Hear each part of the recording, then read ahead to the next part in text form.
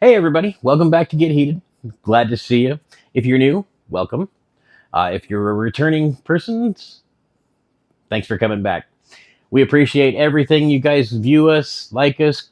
We could use a lot more comments and subscriptions, but not gonna go crazy if I don't get it. Anyway, let's get to it.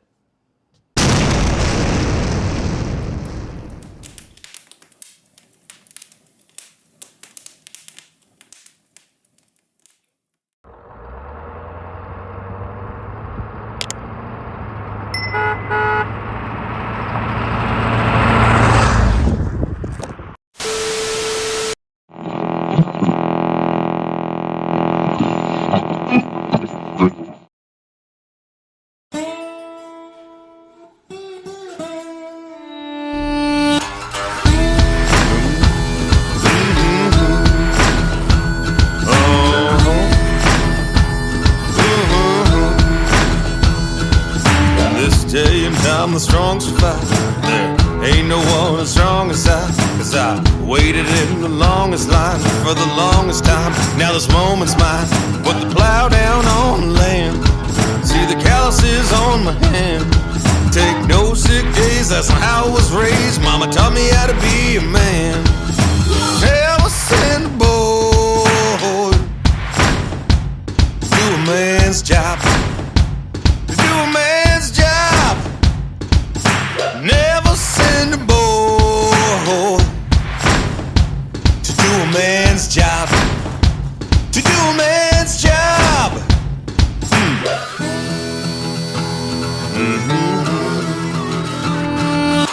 Good old days, I remember back when. Welcome to another episode of Ye Old Farm Truck. Wasn't no crying and calling your best friend. Well, welcome back to the garage, guys. It's been a while. I've been helping friends with some projects, so we're going to get back onto our thing. Today we are talking about OBD2. Now, if you're not familiar with what OBD2 is, that is the data port designation for how devices connect to your car and how they can diagnose some things and talk to the sensors and all that stuff. It stands for Onboard Diagnostics version 2. So this is basically the accepted standard for vehicles from 1996 on. In the early years, the early years of OBD2, the actual programming that was used in the computers and stuff like that was still proprietary. So if you wanted to talk to Fords, you had to buy a Ford device or go to the dealership or whatever. You know, these standard OBD scanners that are like $20-$30, whatever. Half the time they can't communicate at all, and the other half of the time they're only going to be able to pull like a very generic code. A lot of them can't read live data, and you certainly can't do any programming. In the later years, and I can't remember off the top of my head when that was, everything became more standardized, so one device could talk to everything. So the reason this is OBD2 is the first version was very, very basic, first of all. And second, damn it. I'm not sure where that just cut out. Where was I? So the reason it's OBD port 2 or version 2 is the first generation was extremely rudimentary. There wasn't much to it, and every company had a different connector. So Ford had a connector, Chevy had a different kind of connector, etc., etc. Now in this truck, there's not very many wires connected to it. It's I think 6 pins are all that's in there out of a total 16 that could be there. But let's go in there and take a look at it. So I'm using a program called FORscan. It's free for any Windows PC.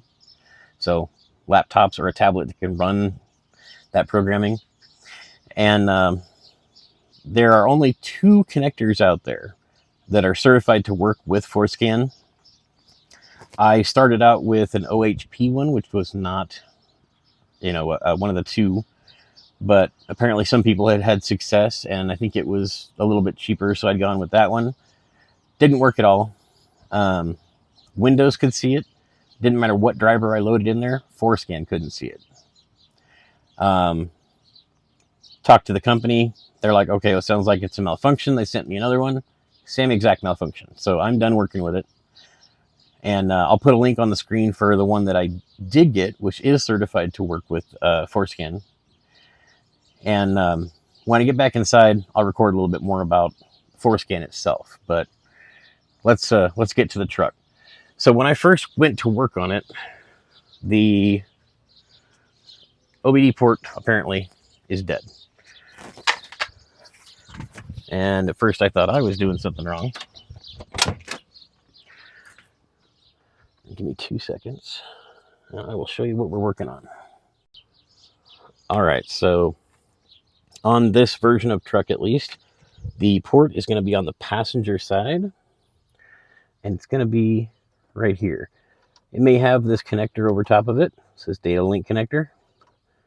But you'll see, here's the 5 pins. 2 there, 1 there, and 1 there. I can't math, apparently. That's 6. So let me just put you down where you can see what I'm doing. Scroll in just a little bit. So this very last pin, grab my guy here. So I got a voltmeter. We're going to put this over here on DC. So this pin is supposed to be your positive 12 volt all the time. And either of these or both of these should be ground. Okay? So let's see, that's not where you can see it. You see that? Yes, ish. So we will check these. Nothing. All right. Let's turn the key on. Which is how it should be anyway when you're trying to pull data. All right, key is on. This should definitely be hot. Okay. Nothing. All right. So this data connector in these trucks runs on the same fuse as the cigarette lighter does. I knew when I bought this truck the cigarette lighter did not work, and I didn't think anything about it. So we are going to go check the fuse on the other side of the truck. All right, over here on the driver's side, this fuse panel here. Now a lot of the online information says you're looking for fuse 3, but that is actually a later generation truck. These OBS's, it's spot 15, which is this guy hiding up here, right here. Okay, so I'm going to pull that fuse. If you guys can see, oopsie. Oops.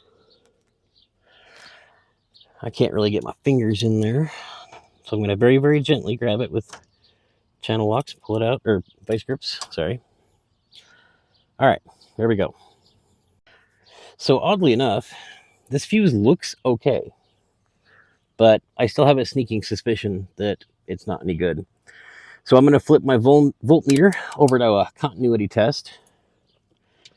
And if you're not familiar with what that is, it's the setting on your voltmeter that when you touch the probes together, you get a beep. All right. So I'll take this guy in my hand, touch the probes. Nothing. All right, I've got another 20 amp fuse here. I just stole out of the other truck.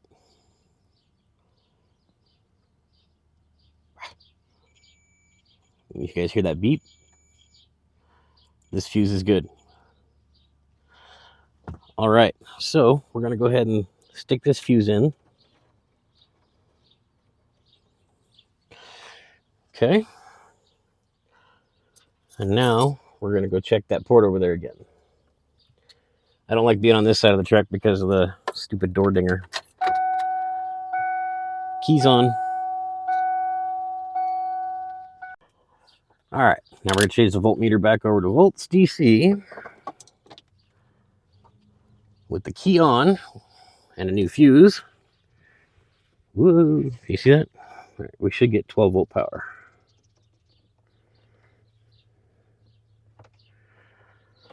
$12.3. I'll take it. All right. Now we're going to try step 2. We are going to take our V-Link or V-Linker FS. Plug this guy in. Make sure we get a good connection. All right. Now we grab the laptop. Okay, here we go. Now we're going to plug in USB to the laptop. We'll give that just a second to recognize it.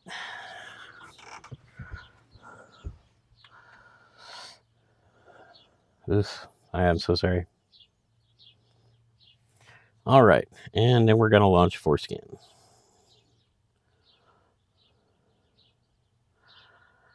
Okay, she's talking. Oh, this is new. Okay. Specify this vehicle. So this is a F-150 96. Go. I'm sorry, F-250, but F-Series. And now it's talking to the computer. Would you like to save profile for this vehicle? Yes. We are going to nickname this Grumpy. Because this truck is grumpy. And it's a lot shorter than the old farm truck. All right. So,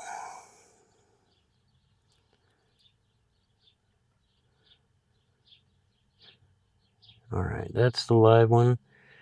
Successful DTC reading, no error codes found. Now, that's not too uncommon for this truck, even though it has multiple problems, including just running. The very basic computer, not really going to be able to pick much up. So, the most information, the information is going to be most crucial to us is going to be scanning live data while it's running and hope it starts acting up. And that way, it makes it a lot easier to diagnose. Now, for that specific part of it, we're actually going to do later because it is really hot outside.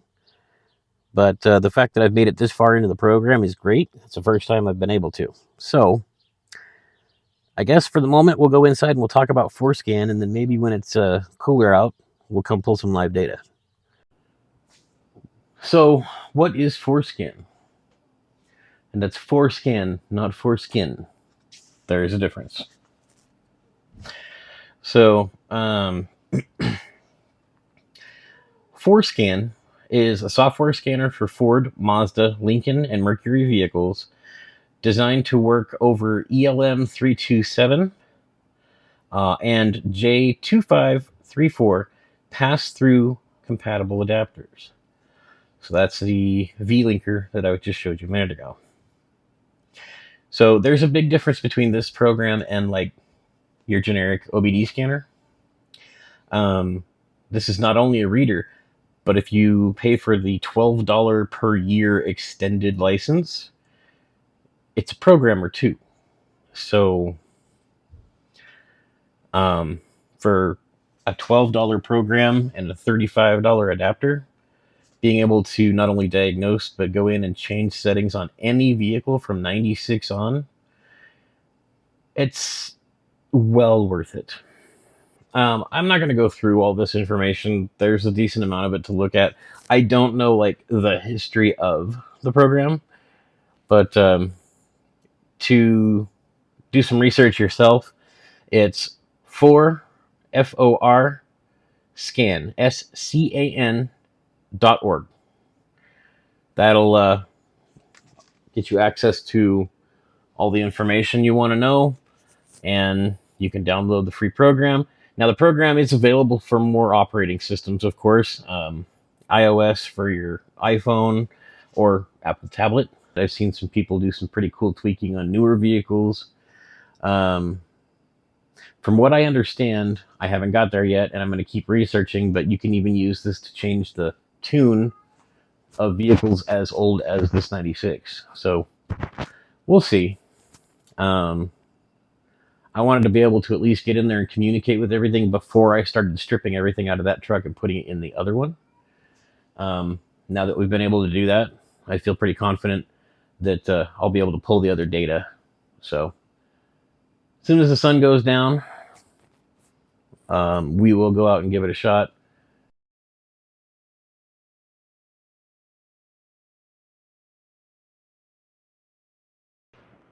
All right, so what does our testing show?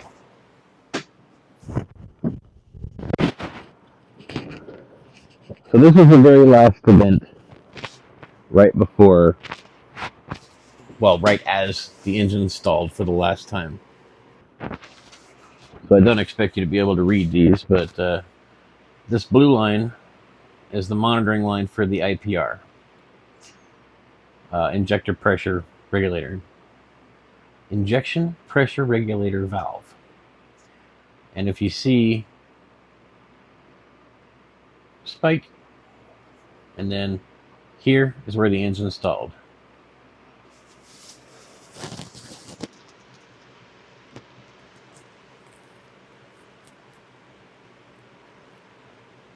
Now, to my uneducated eye, I'm thinking, well, I was thinking that the spike in the IPR is likely the source of the problem, right? But I am noticing that the pressure, fuel pressure, does look like it was increasing before the spike. Maybe not. No, it was relatively stable. Okay, so it spiked after the first spike of the IPR. So, I am thinking, based on this information, that my IPR valve or the wiring to it is the problem for the stalling.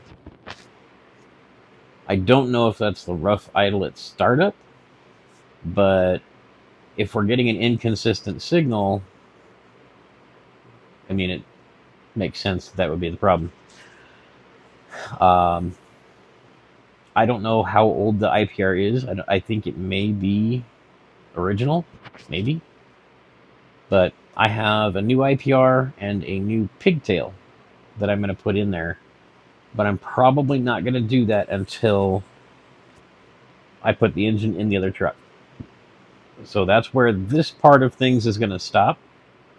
And then we'll pick this part back up after the engine is in the other truck and we've got it running. All right. All right, guys. Well, that's everything I've got for you today. I hope you found this entertaining. If you learned anything from it, awesome. If not, if you'd like me to see... Yep. If not, if you'd like me to do anything else or include any other tidbits of information, I'm always available in the comments. I will answer every single person. It may not be immediately, but it'll be as quick as I can. And if I know the answer, I'll give it to you. If I don't, I'll tell you where to get it. So, other than that, take care. I love you. Bye.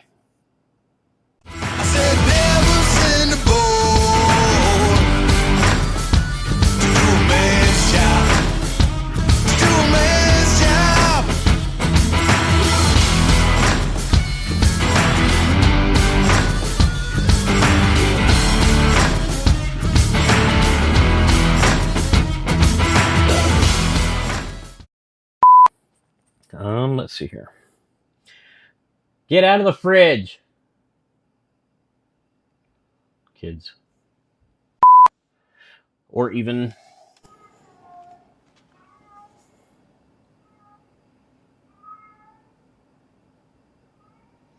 My kitten's in heat.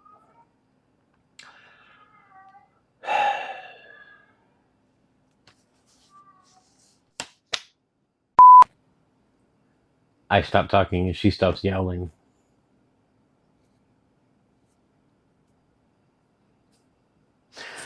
Anyway.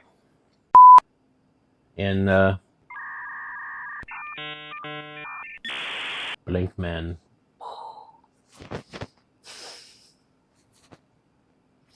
Good.